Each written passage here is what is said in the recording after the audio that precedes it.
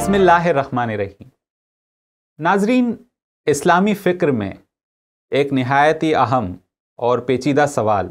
जिस पर सदियों से बहस जारी है वो ये है कि खुदावंद ताला इस कायनात के साथ किस तरह मरबूत है।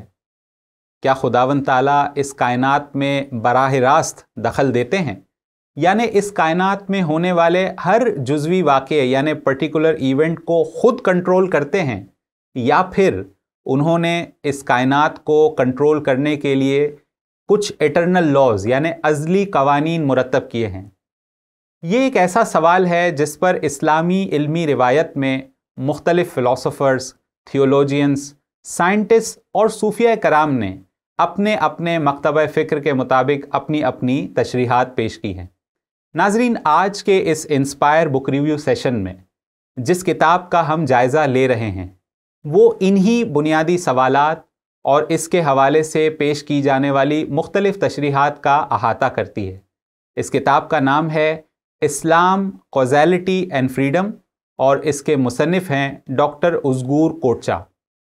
डॉक्टर उज़गूर कोटचा बयान इस्लामिक ग्रेजुएट स्कूल में एज़ एसोसिएट प्रोफेसर अपनी खिदमात सरअंजाम दे रहे हैं। इनका जो मेन रिसर्च एरिया है वो फ़िलासफ़ी और इस्लामिक स्टडीज़ से रिलेटेड है, और वो ख़ास तौर से इस बात का जायज़ा लेते हैं कि इस्लामी इल्मी रिवायत में फ़लसफ़ा, साइंस, इलाहियात यानी थियोलॉजी और तसव्वुफ़ ये किस तरह आपस में जुड़े हुए हैं और उनका जदीद दुनिया पर क्या असर है। नाजरीन, अगरचा आज जिस किताब का हम जायज़ा लेंगे वो एक बहुत ही ज़ख़ीम किताब है और जिसमें कॉज़ैलिटी यानी इल्लत और मालूल का जो तसव्वुर है उसके हवाले से मुख्तलिफ मकतब फ़िक्र और मुख्तलिफ स्कॉलर्स के नज़रियात को पेश किया गया है। लेकिन हमारा जो मरकज़ी फ़ोकस होगा वो ख़ास तौर पे ओकेजनलिज़म के नज़रिए पर होगा, जिसके मानी ये हैं कि खुदावंद ताला आखिर इस कायनात को किस तरह कंट्रोल करते हैं या किस तरह उसमें मुदाखलत करते हैं। तो नाजरीन, अगर इस किताब की रेलेवेंस के हवाले से बात की जाए कि किताब क्यों इतनी ज़्यादा अहम है, तो मैं उसी सवाल से जिसके ज़रिए ऑथर अपनी किताब के इंट्रोडक्शन का आगाज़ करते हैं, मैं ये बयान करना चाहूँगा कि इस किताब की क्या अहमियत है। ऑथर इस किताब के आगाज़ में एक सवाल करते हैं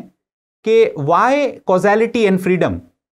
ये तसव्वुर क्यों इतना अहम है, जिस पर उनका ख़याल ये है कि ये तसव्वुर इसलिए इतना अहम है क्योंकि इसका डायरेक्ट इम्पैक्ट हमारे बिलीव्स और हमारे अकायद के ऊपर पड़ता है। मिसाल के तौर पर अगर हम कॉज़ैलिटी की बात करते हैं तो कॉज़ैलिटी का आम फहम अंदाज में अगर हम बयान करें तो इसका मतलब ये है कि इस दुनिया में जितने भी वाक़यात रूनुमा होते हैं या जितनी भी चीज़ें तख्लीक होती हैं उन सब के पीछे कोई ना कोई कॉज यानी कि सबब होता है और जिसका वो इफ़ेक्ट होती। अगर इस नज़रिए को लाजमी तौर पर मान लिया जाए तो इसका मतलब ये होगा कि ये कायनात चंद लॉज के तहत रेगुलेट हो रही है और जिसकी बुनियाद पर ये सारी चीज़ें होती हुई हम देख रहे हैं।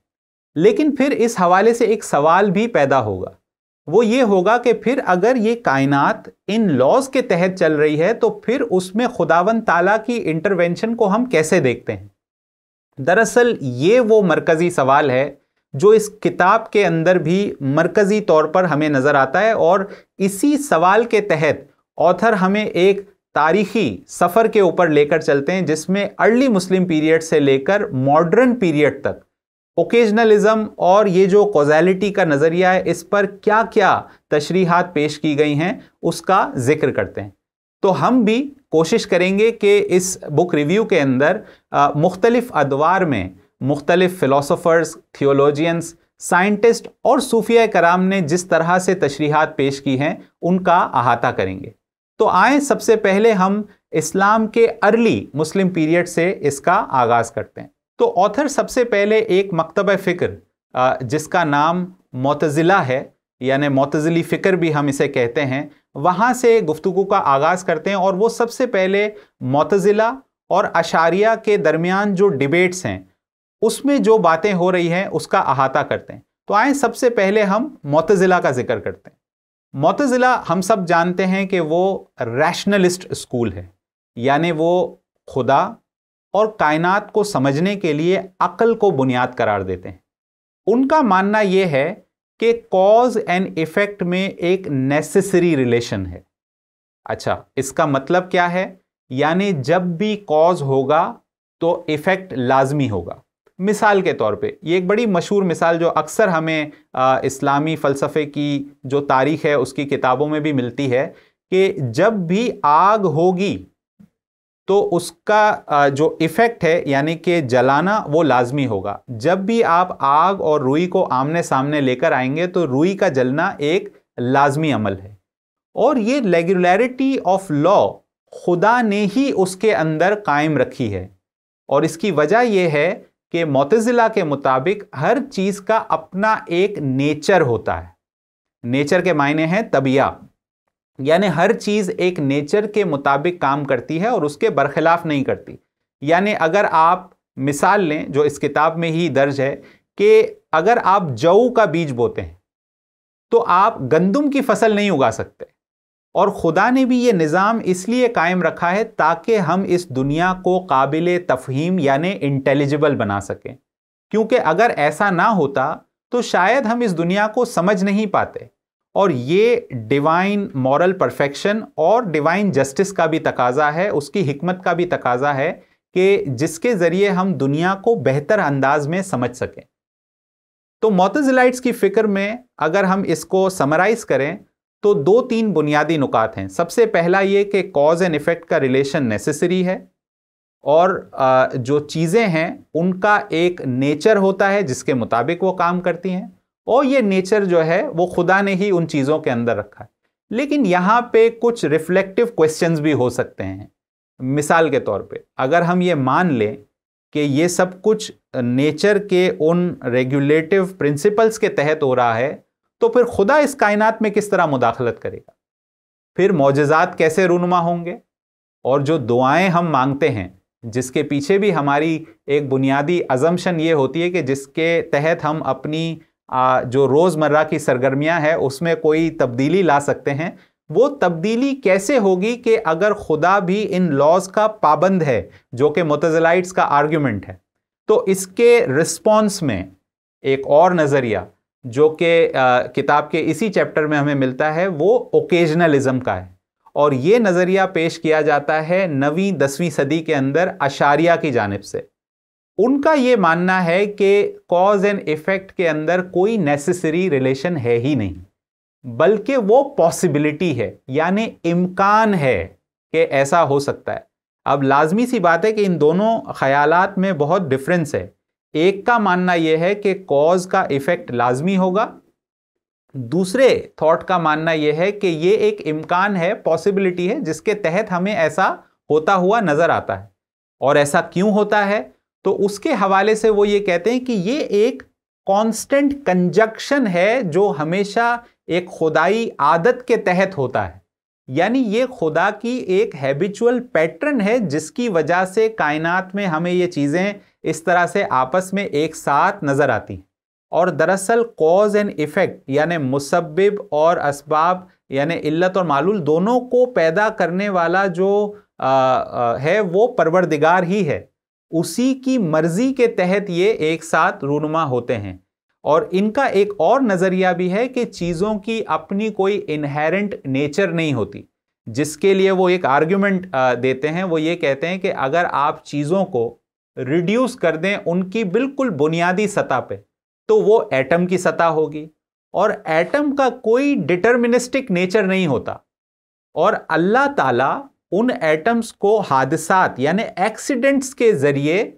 उनको कोई शक्ल देता है। यानी इस हवाले से अगर देखा जाए तो कायनात हर वक्त दोबारा तख्लीक हो रही है, जिस तरह से एटम हर वक्त टूटकर दोबारा बन रहे होते हैं। और ये जो तख्लीक करने वाली कुव्वत है ये दरअसल खुदावंद ताला है। तो इसका मतलब ये हुआ कि अशरी फिक्र के मुताबिक खुदावंद ताला हर लम्हे, हर वक्त, हर आन इस कायनात में अपनी मुदाखलत या अपनी इंटरवेंशन को बनाए हुए हैं। और फिर मौजज़ात को इसमें कैसे देखा जाए? तो इस पर उनका जवाब यह है कि ये मौजज़ात दरअसल खुदा की उस आदत में एक ब्रेक है, क्योंकि खुदा न चाहे तो वो कॉज कभी भी अपने इफेक्ट को पैदा नहीं कर सकता। लिहाजा मौजज़ात खुदाई आदत के अंदर एक ब्रेक के तौर पर सामने आते। और अगर इसी फिक्र को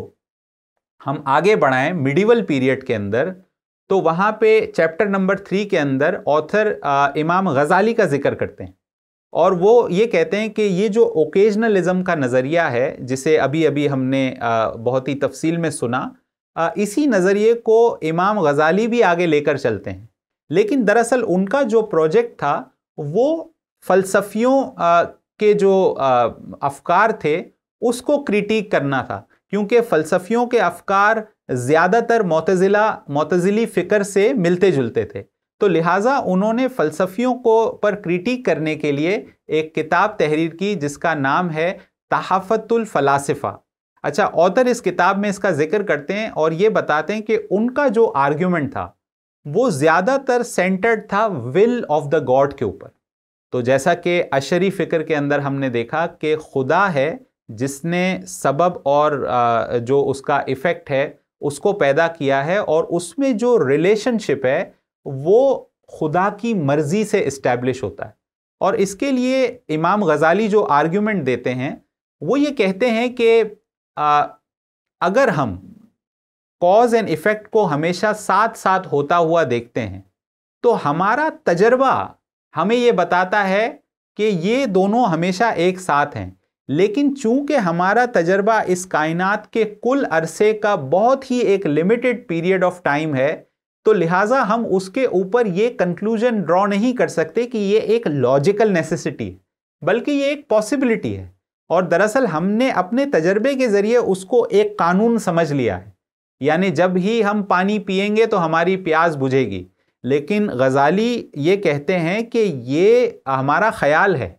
अगर खुदा न चाहे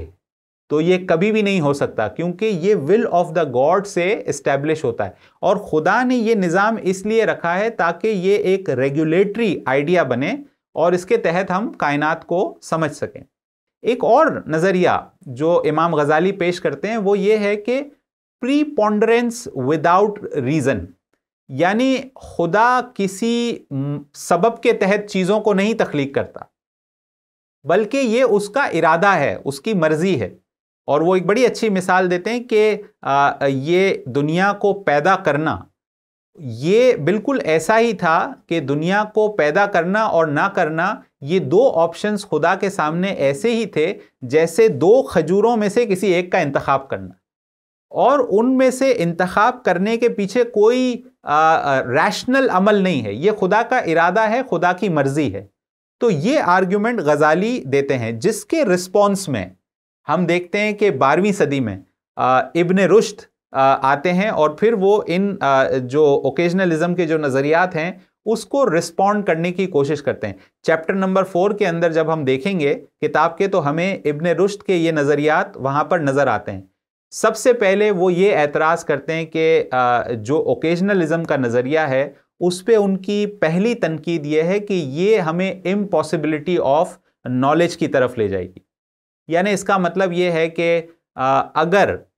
हर चीज़ इस तरह से होने लगे तो हम कभी भी किसी चीज़ का पूरा मुकम्मल इल्म हासिल नहीं कर पाएंगे। और इसके लिए वो मिसाल देते हैं कशिश शकल की, यानी ग्रेविटी की। हम जब भी अपना अगला कदम रखते हैं तो हमारे जहन में ये आइडिया होता है कि ज़मीन चूंकि हमें उसके अंदर एक कशिश शकल है तो वो हमारे कदम को थाम लेगी। लेकिन अगर ऐसा ना हो, इसमें ये रेगुलरिटी ना हो, तो हम कभी अपना अगला कदम भी ना बढ़ा पाएं। और आप अगर गौर करें तो हमारी पूरी साइंस इसी कॉजेलिटी के बुनियाद पर खड़ी हुई है, यानी जिसके ज़रिए हम प्रिडिक्शंस करते हैं या फ्यूचर की चीज़ों को जानने की कोशिश करते हैं, वो यही प्रिडिक्शन का नज़रिया है। तो एक तो ये बात हुई कि इम्पॉसिबिलिटी ऑफ नॉलेज। दूसरा वो ये कहते हैं कि खुदा के साथ ये जो हैबिट का लफ्ज़ है ये मंसूब करना बहुत एम्बिगुअस है, क्योंकि आम तौर पे ये लफ्ज़ हम इंसानों के साथ मंसूब करते हैं और उसमें हम ये देखते हैं कि अगर कोई इंसान अपनी किसी आदत को रिपीट करता है तो उसको हम हैबिट कहते हैं। किसी एक अमल को रिपीट करने का नाम हैबिट कहलाता है। लेकिन खुदा के साथ ऐसा लफ्ज रखना ये खुदा की उन सिफात के बरखिलाफ नजर आता है, और वो कुरान की एक आयत का भी हवाला देते हैं, सूरह मुल्क की आयत नंबर 3, जिसमें अल्लाह ताला फरमाते हैं खुदा की तख्लीक में तुम किसी किस्म की बेरब्ती ना पाओगे, कोई इनडिसिप्लिनरी नहीं होगी उसके अंदर। इसका मतलब यह है कि खुदा ने जो इस नेचर को बनाया है वो एक स्कीम के तहत बनाया है, और उसमें सारी चीज़ें एक रेगुलरिटी ऑफ लॉ को फॉलो करती हैं। और इसी तरह से जब मौजज़ात की बात आती है तो मौजज़ात पर भी इब्ने रुश्द का रिस्पॉन्स ये है कि मौजज़ात कुछ रेयर अनयूजुअल इवेंट्स हैं, और जिन्हें हम भी साइंसी तरीके से समझ सकते हैं, क्योंकि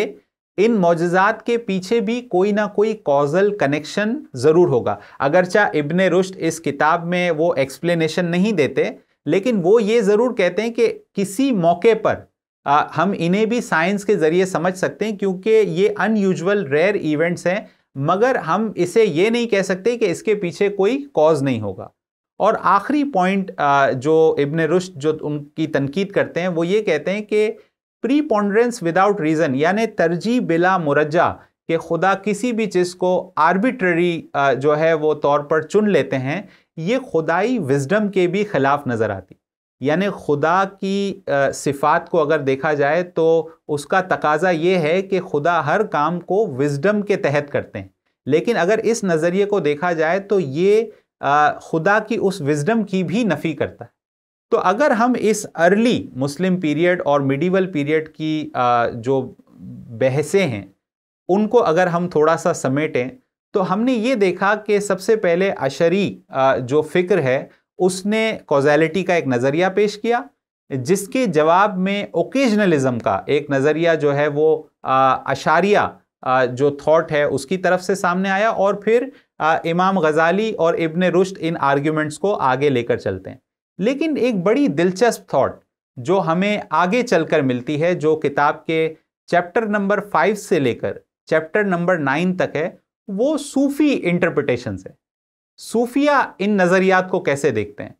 तो इसमें अगर हम देखें तो सूफिया इन दोनों जो ख्यालात हैं जिसमें कॉज़ैलिटी और ओकेजनलिज्म है, इसके ऊपर एक मॉडरेट पोजीशन लेते हैं, और वो इन दोनों नज़रियात को आपस में रिकंसाइल करते हैं, उनको सिंथेसाइज करते हैं। तो आए अब हम उनके भी कुछ नुकात का जायज़ा लेते हैं। तो जो पहला नुक्ता हमें सूफ़ी इंटरप्रिटेशन में मिलता है, और ये वो नुक्ता है जो हमें मुख्तलिफ फ़लसफ़ियों की फ़िक्र में भी नज़र आता है, जैसे कि इब्न सीना, इब्न रुश्द, और वो तसव्वुर है एसेंस और एग्जिस्टेंस का, यानी माहियत और वजूद। तो सबसे पहले वजूद को हम थोड़ा सा इस पर गौर करते हैं कि वजूद के हवाले से सूफिया का क्या नज़रिया है। तो वो इसको दो हिस्सों में तकसीम करते हैं। एक खुदा का नेसेसरी बीइंग वाला वजूद है, यानी सूफिया ये कहते हैं कि एक नेसेसरी बीइंग है जो खुदावन ताला की ज़ात है, यानी God is a necessary existent, जो पूरी तरह एक्चुअलाइज्ड है, जिसमें कोई पोटेंशियलिटी बाकी नहीं है। और एक वजूद इस दुनिया का, ह्यूमन बीइंग्स का, या आप इस कायनात का ले सकते हैं, जो हर आन हर लम्हे पोटेंशियलिटी से एक्चुअलिटी की तरफ आ रही है। और खुदा के वजूद में और इस वजूद में जो बुनियादी फ़र्क है वो ये है कि खुदा एक ऐसा वजूद है जो वजूद देने वाला है, यानी जिसके ज़रिए चीज़ें वजूद में आती हैं। एक ये नुक्ता है, और इसी के साथ वो इस बात को जोड़ते हैं कि God as the ultimate cause of everything, यानी जिस तरह ओकेजनलिस्ट ये कहते थे कि एटॉमिज्म के लेवल पे हर चीज़ दोबारा तख्लीक हो रही है, और उसका जो एजेंट है, जो उसको तख्लीक करने वाला है, दरअसल वो खुदावन ताला की ज़ात है। यही नज़रिया वो ओकेजनलिस्ट जो थिंकर्स हैं उनसे बोरो करते हैं। इसी के साथ साथ वो ये कहते हैं कि एक कंटिन्यूस रिक्रिएशन का जो मरहला है वो कायनात के अंदर हर लम्हा जारी है, यानी कायनात हर लम्हे दोबारा तख्लीक हो रही है, और खुदावन ताला की जो एक सिफ्त है अल खालिक, यानी खल्क करने वाला, वो सिर्फ दरअसल हर वक्त कार फरमा है। ये दुनिया हर दफ़े हर बार जो है वो रिक्रिएशन के प्रोसेस से गुजर रही है। इसके अलावा एक और जो बड़ा ही दिलचस्प नुक्ता है जो सूफिया कराम बयान करते हैं, वो सेकेंडरी कॉजेलिटी को एज वेल करार देते हैं, यानी ये एक पर्दा है। मिसाल के तौर पर जब हम ये देखते हैं कि आग रुई को जलाती है, तो दरअसल ये आग की ताकत नहीं है कि जो रुई को जला रही है, बल्कि उस आग के पीछे जो पावर है, जो एनर्जी है, उसको देने वाली जात खुदावंद ताला की। और इसे वो कहते हैं कंसीलमेंट एंड रेवलेशन। और बड़ी खूबसूरत मिसाल वो देते हैं कि जिस तरह एक आर्चर होता है और वो जब किसी एरो को थ्रो करता है तो वो एरो निशाने पे जाकर लगता है। हकीकत में हम इन दो चीज़ों को देख रहे हैं, यानी हमें एक तीर नज़र आ रहा है और वो तीर निशाने पे जाकर लग रहा है, लेकिन जिसने वो तीर पहली दफ़ा छोड़ा है दरअसल वो उसका प्राइमरी कॉज है। तो इसी तरह अगर हम खुदावंद ताला को भी देखें तो खुदावंद ताला वो प्राइमरी कॉज है जिसने ये कॉजेस को पैदा किया है और उसके तहत ही हम इफेक्ट को देख रहे हैं। अगरचा वो पीछे हिडन है, लेकिन उसका प्राइमरी कॉज जो है वो खुदावंद ताला की ही ज़ात है। और ये निज़ाम उसने इसलिए बनाया है, इसका एक एपिस्टेमोलॉजिकल फंक्शन है, ताकि हम इन कॉजेस को और इन इफ़ेक्ट्स को आपस में देखकर इस दुनिया को इंटेलिजिबल बनाएं, इसे काबिल तफ़हीम बनाएं। और बहुत सारे सूफिया कराम जिसका अगर हम यहाँ जिक्र करें, जिसमें मुल्ला सदरा हैं या कौनवी हैं, कैसरी हैं या सोहरवर्दी हैं, इब्ने अरबी हैं, ये तमाम सूफिया कराम अगरचा मुख्तलिफ अंदाज में इन आइडियाज़ को बयान करते हैं, लेकिन चंद जो बुनियादी ख़यालात हैं जिनका अभी हमने जिक्र किया वो इन तमाम के दरमियान मुश्तरक हैं। तो नाजरीन, अभी तक हमने सूफ़ी जो इंटरप्रिटेशंस हैं उनको ओकेजनलिस्ट व्यू से देखा कि जिसके ज़रिए खुदा इस कायनात में किस तरह इंटरवीन करता है। लेकिन जैसा कि हमने कहा कि सूफ़ी दोनों नज़रियात को यकजा करते हैं, तो आए कॉज़ैलिटी के नज़रिए से भी इसको ज़रा देखते हैं। उसमें एक जो बुनियादी नुक्ता जो इन तमाम सूफ़ी इंटरप्रिटेशंस के अंदर वाज़े है वो पार्टिसिपेटरी कॉज़ैलिटी है,